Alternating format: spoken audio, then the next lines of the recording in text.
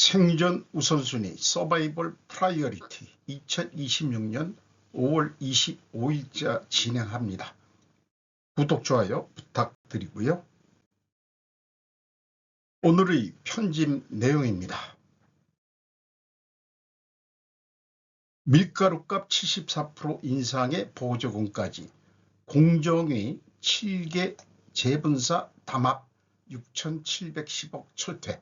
전자신문 5월 20일자를 소급해서 가져왔습니다. 7개 재분사에 토탈 6,710억의 과징금을 부과했는데 가장 많이 부과받은 데가 사저 동아원입니다. 1,831억 원. 사저 동아원은 제가 스르프 회계로 분석해서 별도 방송을 이미 했습니다. 매출액을 비교해 보면은 대한제분이 4,565억 원, CJ제일제당이 7조, 이게 뭐 대기업이죠. 삼양사도 역시 뭐 중대기업이라고 얘기할 수 있겠죠. 매출액을 검색을 못한 데는 그 비상장 기업은 일단 생략을 했습니다. 그래서 지금 매출 밀가루 하나만 본다면은 사저 동아원이 1위인 기업인 것 같기도 하긴 합니다만은 CJ제일제당하고 삼양사는 그 설탕을 또 핵심적으로 하고 있죠. 어쨌든 이 7개 재분사가 24차례 물량을 합의했다.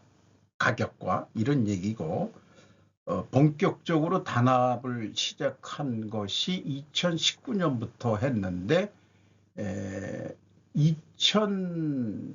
이게 시기로 21년 아마 팬데믹 그 때였을 것 같기도 하고, 국제 곡물 가격도 그때 꽤 올랐던 거 아닌가 싶기는 하거든요. 그래서 2022년 9월 평균 가격 최대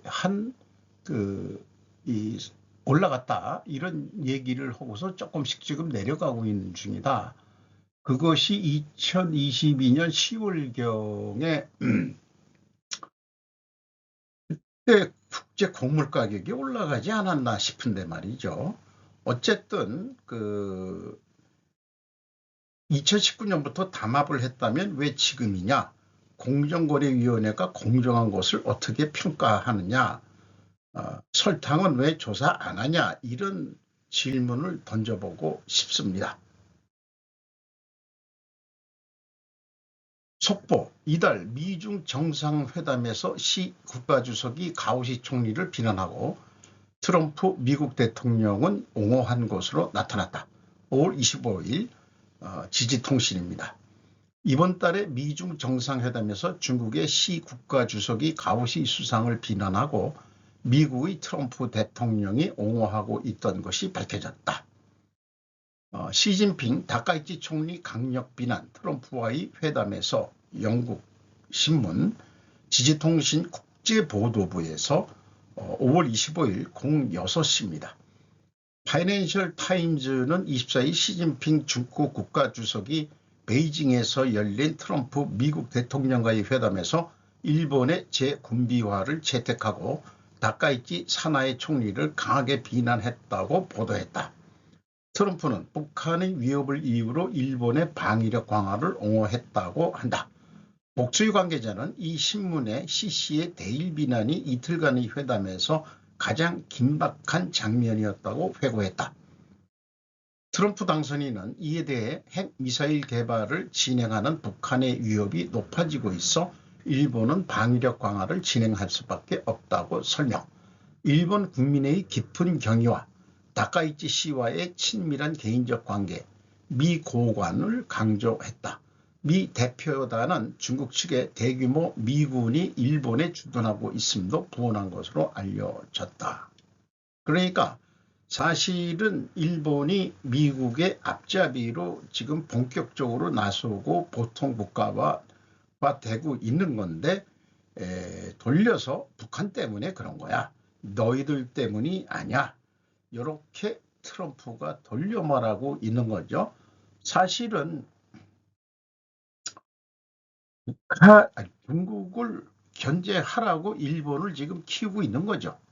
어, 정상국가화 시키는데 다시 오케이 한 거가 대세인데, 시진핑이가 모를 리가 없을 것 같은데, 그래도 지금 그 다카이치 그 말이 안 된다고, 그 일본이 옛날 그 대동아 공영권 이렇게 해서 자기네나라 난징까지 학살을 하고 그런 나라인데 이게 됩니까? 뭐 이런 식으로 이제 열변을 토한 것 같네요.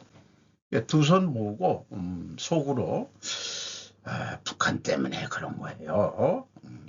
이렇게 얘기한 것 같습니다. 러시아 에너지 사주는 일본이 짊어질 너무 큰 대가라는 제목으로 다이아몬드 온라인에서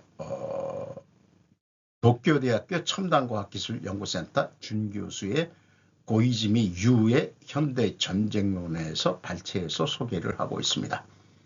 러시아의 우크라이나 침공으로 일본은 대러 제재에 동참했다. 그러나 한편 사할린2로부터의 LNG 조달은 유지되고 있다. 제재에 참가하면서 러시아와의 에너지 거래도 계속한다. 이 일견 모순된 상황은 일본에 무엇을 가져오고 있는 것인가? 현실의 선택 속에서 떠오르는 그 의미를 생각한다. 적의 피를 흘리다. 평화주의란 필자가 묻고 싶은 것은 평화주의를 어떻게 정의할 것인가이다. 모든 전쟁에 관여하지 않고 교정국 어느 쪽에도 부여하지 않는다는 것도 하나의 평화주의일 것이다. 하지만 그것은 눈앞에 일어나고 있는 침략이나 그 속에서 죽어가는 사람들을 못 본 채 하는 것이기도 하다. 우선 요구되는 것은 일본 자신에 의한 억제력의 강화이다. 좁은 국토라는 제약을 안고 있는 한편 가상적의 모든 것으로부터 바다로 갈라져 있다고 하는 지정학적 우위를 우리나라는 가진다. 이때에는 실제로 무인 시스템을 이용해 흑해 서부의 해상 우세를 확보한 우크라이나의 경험도 많이 배워야 한다. 스스로를 지키려 하지 않는 자를 미국의 핵은 지키지 않는다. 그런데도 우리나라가 단독으로 신빙성 있는 억지력을 유지 구축하는 것은 어렵다. 중국, 러시아, 북한이 모두 핵 보유국이라는 사실, 게다가 중국과 러시아가 각각 세계 3위와 2위의 핵 전력을 보유하였던 사실을 감안한다면 그 핵 억지력은 앞으로 우리나라가 안보의 핵심을 이루는 요소로 계속될 수밖에 없다. 비행 장거리 타격력, 예를 들면 중국의 항공작전을 저해하는 비행장 공격 능력 등에 대해서도 가능한 한 자기 부담으로 보유하는 것이 우리나라에는 요구된다. 그 발사 플랫폼의 정비나 반대로 가상적의 장거리 타격 능력에 대한 저항성의 강화도 함께 진행할 필요가 있다. 이중의 저항성 강화에 대해서는 러시아의 격렬한 공습하에서도 4년에 걸쳐 사회경제 군사 기능을 유지한 우크라이나의 경험이 중요한 지침으로 참조되어야 할 것이다. 마지막으로 미국 이외의 우방국과도 안전보장상의 관계를 더욱 발전시켜 나가야 한다. 구체적으로 한국이라는 말은 지칭하지 않고 아시아 태평양 쪽으로 어쩌고 저쩌고 얘기를 하고 있습니다. 알렉산드로 스베친 전쟁 전 소련에서 걸출한 군사 이론가가 말하는 대외적인 정치 선전을 의식해 DIM이 국가안보 기본전력을 풀 활용하겠다는 것이다. 대러시아 제재의 지속은 안보 측면에서 국익으로 이어진다. 그렇다면 러시아와의 대면 방식은 어떨까? 북방영토 문제 해결과 러일 평화조약 체결을 목표로 한 제2차 아베 정권의 대러 외교는 구체적인 성과로 이어지지 못하고 2020년 7월 러시아 헌법에서 영토 할양 금지가 포함되면서 러일 관계에는 정체기에 접어들었다. 반면 러시아의 침략을 눈감고 에너지나 무기를 구입하거나 공작기기를 파는 나라는 적지 않다. 이러한 행동을 한 대단한 마키아벨리즘, 목적 달성을 위해서는 수단을 가리지 않고 비도덕적 냉혹한 행위라고 정당화하는 사상이나 행동 양식으로 보고 일본도 본받아야 한다고 하는 소리는 작지 않지만 그것은 어느 정도의 각오를 수반한 것일까? 마키아벨리즘은 그 자체로 부정되는 것은 아니더라도 거기서 발휘되는 교활함은 단기적인 이익의 추구가 아니라 보다 장기적인 전략적인 이익을 포함한 것이어야 한다. 북방 영토를 미끼로 하여 춤을 추게 된 아베. 그러면 북방 영토 문제가 언제까지나 해결되지 않는 것이 아니냐는 반론도 있을 것이다. 그러나 아베 정권이 그토록 주력하고도 러시아로부터는 아무런 타협도 이끌어내지 못한 것은 잊어서는 안 된다. 또 G7의 일각을 이루는 일본이 러시아의 침략 종결을 기다리지 않고 영토 협상에 나설 경우 일본은 서방의 결석을 으트러뜨릴 수 있는 약한 고리라는 잘못된 메시지를 내놓을 수도 있다. 실제로 아베 정권에서 국가안전보장국장을 지낸 야치 셔타로는 평화조약 체결 조건으로 주일미군을 철수시키라는 파트루세프 국가안전보장회의 서기의 요구를 받았다고 밝힌 바 있다. 영토 문제라는 국가의 주권 문제를 다시 동맹성택이라는 다른 주권 문제의 용해를 허용하는 것이야 본말이 전도된 것이다. 이런 의미에서도 북방 영토 문제가 일본에 대한 정치적 카드가 될 수 있다는 인식을 러시아에 부여해서는 안 되며, 이를 위해서는 러시아와의 영토 협상은 당분간 동결되어야 한다. 소리 내어 읽어서 어느 정도 이해가 됩니다. 평화주의를 어떻게 정의하냐의 문제인데, 우리나라 그 이재명 대통령이 평화를 얘기하고 하는데, 지금 개라고 얘기합시다. 개가 평화주의자인지 아니면은 이란 편을 드는 그 북한하고 똑같이 이란 편을 드는 친구인지 헷갈리는 게 아니고 그런 거로 지금 행보를 하고 있죠. 절대 평화주의는 아닌 것 같습니다. 이 친구가. 전통이냐 쇄신이냐 흔들리는 대구 보수 집안의 민주고물 영입. 국내 지방선거. 지지통신 국제보도부에서 5월 24일 우리나라 지방선거를 보도했습니다. 한국에서 6월 3일 치러지는 지방선거에서 주목받고 있는 것이 남동부 대구시장 선거이다. 보수층인 이 도시에서 혁신계 여당인 더불어민주당의 거물급 정치인 김부겸 전 총리와 보수계 제1야당 국민의힘의 추경호 전 기획재정부 장관이 격전을 벌이고 있다. 전통이냐 쇄신이냐, 보수의 아성이 흔들리고 있다. 정권 내 역학관계의 영향도, 여당 압승 분위기 감춰 한국 지방선거, 윤석열 전 대통령의 부활을 꿈꾸는 세력을 확실히 한국에서 몰아내는 선거다. 공식 선거운동이 시작된 지 20일 더불어민주당 정청래 대표는 이재명 대통령의 과거 시장을 지낸 경기 성남시에서 가도 연설을 하며 내란 세력의 심판을 호소했다. 그러나 여당이 4월 말 이 씨가 안고 있는 형사재판과 관련해 기소치하에 물꼬를 트는 법안을 내놓으면서 반발하는 보수층의 활기가 들기 시작했다. 그런데 그러면서 뜬금없이 한국 지도를 내놓고 일본해라고 노골적으로 이렇게 표시를 하네요.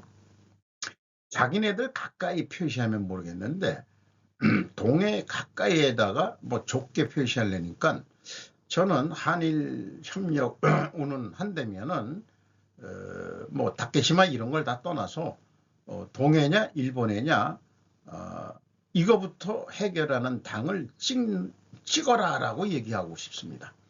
우선 청해라고 우선 제가 제안을 하고 싶습니다. 영어로는 블루시라고 얘기를 해야 되겠죠. 그게 좋을 것 같습니다. 싸우지 않고. 간첩 같던 인동운동가들. 김정민 국제전략연구소 5월 23일. 속보 북측 지령 혐의 민노총 전현직 간부 임명 무죄. 이유가 중국에서 북한 공장원과 접선해 지령을 받은 혐의 등으로 불구속된 어쩌고 저쩌고. 노조 간부 이명 캄보디아에 가서 북한 공장원과 접촉했다는 의구심. 삼성전자 노조위원장이 갑자기 태국에 간 것도 의심해야 한다. 누굴 접선하는지는 알지 못하지만 그러나 전례가 있기 때문에 합리적 의심을 할 수 있다. 삼성 노조의 파업을 반대하는 국민 입장에서 볼 때 지령받으라는 것 아니냐. 점점 신냉전주의 시대로 들어가고 있다. 친북정책 노골화. 대한민국 다수는 공산주의를 반대한다. 1970년에서 80년대로 돌아가고 있다. 이승만 정권 때 빨갱이들이 많았었다. 군 내부에도 간첩들이 많았었다. 현재 이런 상황에서 우리에게 필요한 것은 전쟁이란 극약 처방이 있어야 할지도 모르겠다. 전 세계에 구구하는 그동안 관용을 베풀었던 결과 좌시하지 못할 지경이 되었다. 이거 언제까지 방치할 것이냐.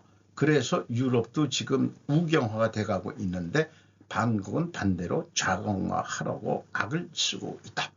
지령받은 일 흔히 있었던 일이다. 삼성이 잘 협상한 것 같기는 하다. 주식으로 받는다. 삼성 주식을 산 주주대표를 소송해서 이겨야 한다. 그때까지는 받지도 못할 것이다. 3년 후 코스피가 8천 유지할 수 있을까? 떨어졌으면 떨어졌지 올라가지는 않는다. 주식 받아도 별 볼 일 없다는 것 같이 진행을 했습니다. 삼성은 이 기간 자동화 시스템을 만들어야 한다. 그렇지 않다면 삼성 반도체는 미국으로 가야 한다. 저도 그렇게 지속적으로 주장을 했죠. 더 이상 휘둘리지 말고 그냥 한국 떠나세요. 우리 못 살아도 좋으니까.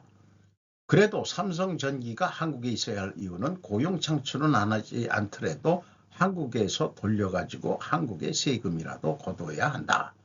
완벽한 자동화를 하면서 가자에서 돌아온 여성활동가, 전쟁 나면 상황이 어떤지 몰라서 하는 얘기냐.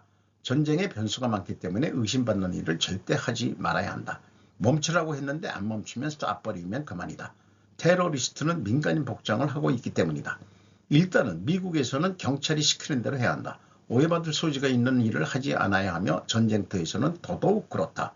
활동가라고 말하더라도 그걸 어떻게 믿냐. 민간인 속에 활동하는 테러리스트들도 많기 때문이다. 구치소에까지 들어갈 때까지 안심할 수 없는 것이다. 전쟁터에서는 대화할 장소가 따로 있다. 성추행은 여러 가지 의미로 쓰인다. 왜 남의 나라 전쟁에 간 애들을 가만두냐. 슬슬 쪼개는 여자 존나 재수없게 생겼다. 또 나가면 냅두라. 속보, 이스라엘, 석방 활동과 이 대통령, 석유공사, 한화 등 기업 제재해야. 이게 무슨 뚱딴지 같은 소리인지. 왜? 이유가 뭐냐? 의도가 뭐야? 얘네들 인권이 아니라 정치적 의도가 있다. 북한, 중국, 러시아 인권은 따지지 않는다. 인권 언급하는 나라들은 북중러의 적대적인 나라의 인권을 따진다. 즉 빨갱이다. 전쟁이 나면 인권유리는 있을 수밖에 없다. 중국 내에서는 전쟁이 없는데도 인권유리 있는데도 말이다. 우리의 안락함을 지키기 위해서 살다 보면 피해를 보는 사람도 발생할 수 있기는 하다. 재개발할 때 지도자는 그 결과가 전체의 이익이라면 의사결정할 수밖에 없다. 인권을 말할 때는 포괄적인 개념으로 말을 해야 한다. 편향된 인권활동은 인권활동이 아니라 정치활동이라고 정의를 하고 있습니다. 보수우파 상진 멸공형화, 연이은 구구 샤라웃 시대, 정작 신세계는 스타벅스 사태, 정영진이 좌파들이 알아볼 것을 몰랐을까? 어떤 사회적 파장도 예측하지 못했을까? 왜 했을까? 러브리지 코리아 회장 우익단체 회장인데 왜 시끄럽게 만들었을까? 추측컨대 여론조작 방송하는 SGI 더 이상 여론조사 기관의 조사 결과를 이젠 믿을 수 없다. 질문 자체도 조작하기 때문이다. 의도된 결과를 도출하기 위해 조작한다. 땡크데이. 미국의 법원이 대북 성공권으로 이재명을 체포하겠다고 하면 미국도 이재명을 상대로 똑같이 네타냐후에 대한 발언과 같이 할 수 있는 것이다. 이재명에 대한 지지율을 진짜 파악하려면 어떻게 해야 할까? 정확한 민심을 알려면 스타벅스 자료는 민심을 가늠할 수 있는 것을 알게 될 것이다. 우파는 스타벅스에 간다. 대부분의 사람들은 관심이 없다. 이번 사건을 통해서 데이터를 수집해 보아야 한다. 스타벅스의 매출 실서를 보면 알게 될 것이다. 가장 정확한 데이터다. 수축컨대 매출별 이상이 없을 것이다. 또 하나의 사례는 쿠팡 사태이다. 이런 것들이 테스트이다. 이재명 잡아들인다고 해도 민심이 괜찮을 것이라고 생각하게 되면은 그렇게 한다는 것이다. 팔란티어 프로그램을 쓰기 때문에 그렇다. 정확한 정보가 들어가야만 한다. 팔란티어 시나리오를 코스피 반토막 내고 민심이 이반이 나온다면 그때 이재명 체포하고 친이스라엘 친미 지도자를 세우면 국민은 이재명을 잊어버릴 것이다. 충분히 가능한 시나리오다. 그러니까 요거는 어떤 소설, 아직은 소설 수준으로 주장을 하고 있습니다. 내가 이런 것만 연구하는 사람이다. 어렵지 않다. 수출만이 해서 달러가 많이 들어오면 달러의 가치가 떨어지고 원화 가치가 올라가야 되는데 왜 떨어지고 있냐? 좌파가 어떻게 분석했을까? 삼성과 SK가 달러를 벌었는데 원화로 바꾸지 않았기 때문에 떨어졌다고 주장. 대기업을 욕해서 천재적 발상 분석. 제명정권 노림수 이걸 건드려는 명분을 찾고 있다. 기업은 원자재 수입 등을 고려해 달러 보유로 가고 있다. 주가는 외국인이 고점에서 팔아 나가고 있다. 달러로 바꾸어 나가게 되죠. 환율 방어를 그러니 할 수가 없다. 이걸 왜 삼성과 SK로 떠넘기냐. 번 달러보다 빠져나가는 달러가 더 많기 때문에 원화 가치가 내려가는 것이다. 데이터가 오염되면 정확한 분석을 할 수 없는 것이다. 미국은 한국을 여러 가지로 테스트할 것이다. 주가로 흔들면 레임덕 내려가게 할 수도 있다. 일본의 잃어버린 30년이 우리의 미래가 될 것만 같기도 하다. 미국도 어려워졌기 때문에 우리에게 떡고물이 떨어질 수 있는 것이다. 힘이 빠졌기 때문에 주는 것이다. 우리가 안 하면 일본이 가져간다. 일본은 보통 국가가 된다. 받아 먹어야 할 것을 안 먹고 있는 한국. 이란 앞바다에 군함이라도 한 척 보냈다면 쇼잉하는 맛도 있을 거 아니에요. 갈등 해결의 소막은 이거는 이렇게 그 정리를 했다가 템플릿 자료로 이게 꼭 그 무슨 어떤 그 공장 관리에만 해당하는 게 아니고 시간의 축으로 봤을 때 어떤 해결을 위해서 갈등을 해결해 가면서 어떻게 문제를 해결해 낼 거냐 이런 차원의 그 정리된 글이겠습니다. 신보수주의로 우리가 가야 되지 않겠느냐 이렇게 생각합니다. 오늘도 좋은 하루 되시기 바랍니다. 굿나잇.